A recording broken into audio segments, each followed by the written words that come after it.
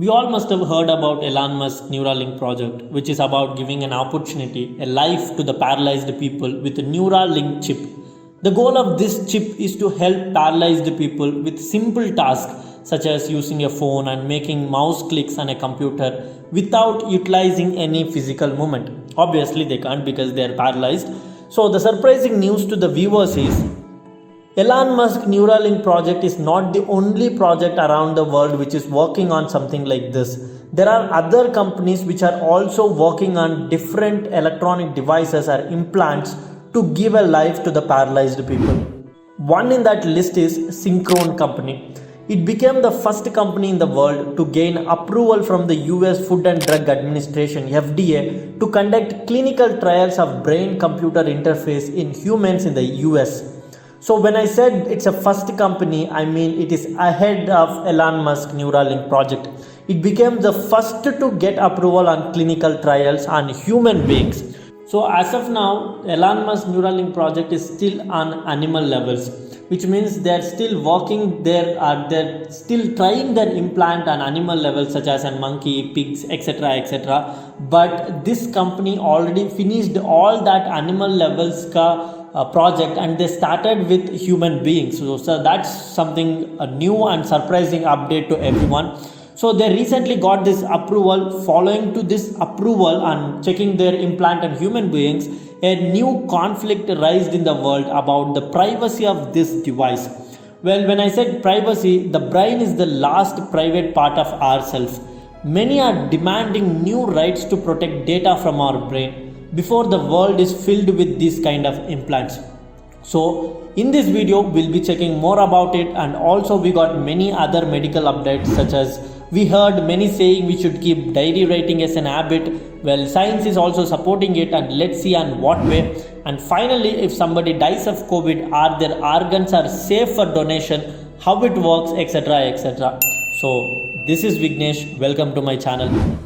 First things first, the promise of neurotechnology to make lives better is growing. But do we need a new set of rights to protect the integrity of our mind? Synchron, the company which I mentioned before, has already successfully fed electrodes into paralyzed patients' brains via their blood vessels. The electrodes record brain activity and feed the data wirelessly to a computer, where it is interpreted and uses as a set of commands, allowing the patients to send emails and text. Wow, that's surprising, isn't it? Just imagine sending text and emails just using our brain. Many argue saying that it's a wonderful opportunity, but is it worthy? What if this chip takes control of our brain? Because as of now in the current world, machine learning and AI companies are ruling.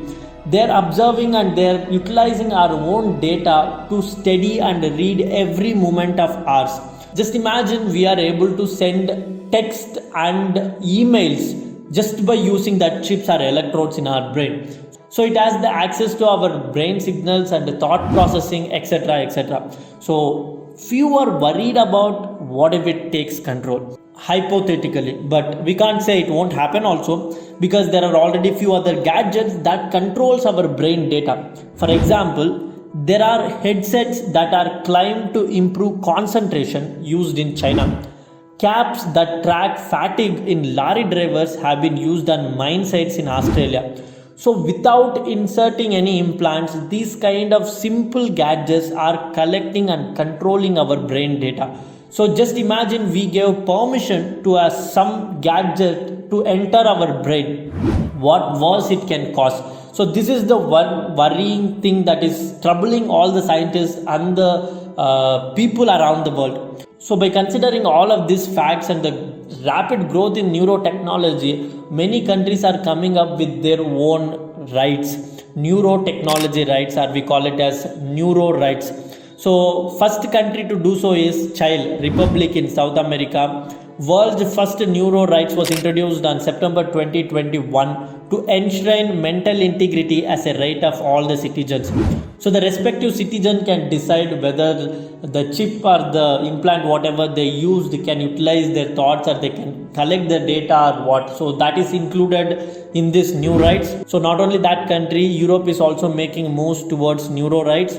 France approved a bioethics law this year that protects the right to mental integrity. Spain is working on a digital rights bill with a section on neuro rights, and the Italian Data Protection Authority is considering whether mental privacy falls under the country's privacy rights or etc. Australia is signatory to the OECD's non-binding recommendation on responsible innovation in neurotechnology, which was published in 2019. This all being said, there are other group of scientists saying that stop thinking like a stupid. It's not like in movies, brain is too complex to understand and bring something like that. Artificial intelligence and algorithms that read eye movements and detect changes in skin color and temperature are reading the results of our brain activity in controlled studies for advertising. This data has been used by commercial interests for years to analyze, predict, and nudge behaviors. Companies like Google, Facebook, and Amazon have made billions out of our personal data. So stop overthinking right now. You don't need to worry about your brain data collected by using some implants or chips, because it is already available in the market.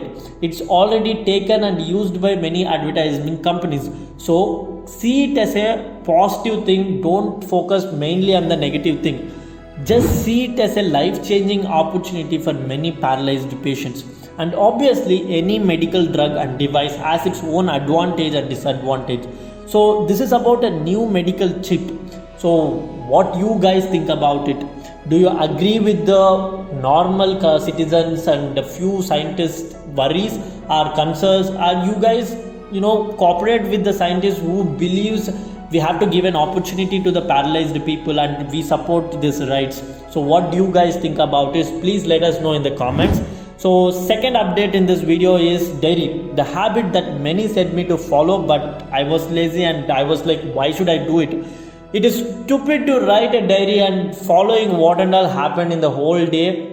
I was thinking like that, but recently new study came up with proving diary is something which everyone should follow, because recently a new psychological team recalled the theory. So that theory says when you're capable enough or when you're able to put the problem into words, you can find the answer or solution for that problem by 50%. So many problems are unsolved problems in this world, are problems that they can't describe. So all the scientists are asking everyone to describe your problem in such a way that anyone or everyone can understand. In that way, you can find the solution for that problem easily. So last update in this video is, if somebody dies with corona, can we use their organs for others? Obviously, we can't just use their organs without their own permission. If patients decided to donate their organs only, we have a chance of considering this donation in the first place. So please consider that. So let's say if the patient is already willing to donate their organs in the first place, and unfortunately they got corona and they got recovered from it, now still they died because of some other problem, or they died because of long corona or some other situation. Now will the doctors consider that organs for donation or not? This is the biggest conflict which is going right now in the medical field. So the solution for that is, so there is no fixed guidelines about it in any place, but few doctors says potential donors are routinely screened now for coronavirus infection before their organs are removed. Generally, the organs are considered safe for transplantation if the test is negative, even if the donor has recovered from COVID. But there is no universally accepted set of recommendations regarding when organs can be safely recovered from virus positive bodies and transplanted to patients in need. Disease transmission is always a concern when organs are transplanted, but there is a tremendous demand for life-saving organs in many countries and a limited supply. More than 1 lakh people are on waiting list and 17 people die each day while they wait. So it's better to do something than doing nothing. So the doctor's word is they will check for the corona reports before taking the organ out. So if they tested negative, then they are willing to proceed with the further procedures whatever they got. However, there are many other case studies which claims that the nose swab is not sufficient to confirm COVID negative. So there are one more report from Germany saying that scientists in Germany performed autopsies on the bodies of 27 patients who died of COVID-19 and found the virus in the kidney and heart tissues of more than 60% of dissidents. The researchers also found the infection in lung, liver and brain tissue. So this research or this study claimed that the COVID-19 reaches almost all the tissue, but still we have to take the chance. That's what doctors are saying, because leaving the patients die without doing any transplantation is worse than at least trying and doing transplantation. So doctors' point is they have 50-50 chances, so it's better to take 50% chances instead of leaving the patients in 0%. So that's what doctors are saying. So what's your opinion on this? And let us know what you guys are thinking about this in this point in comments. So that's it guys in this video. I hope you like this updates. Make sure you subscribe my channel for more updates. And this is your Vignesh. See you guys in the next video.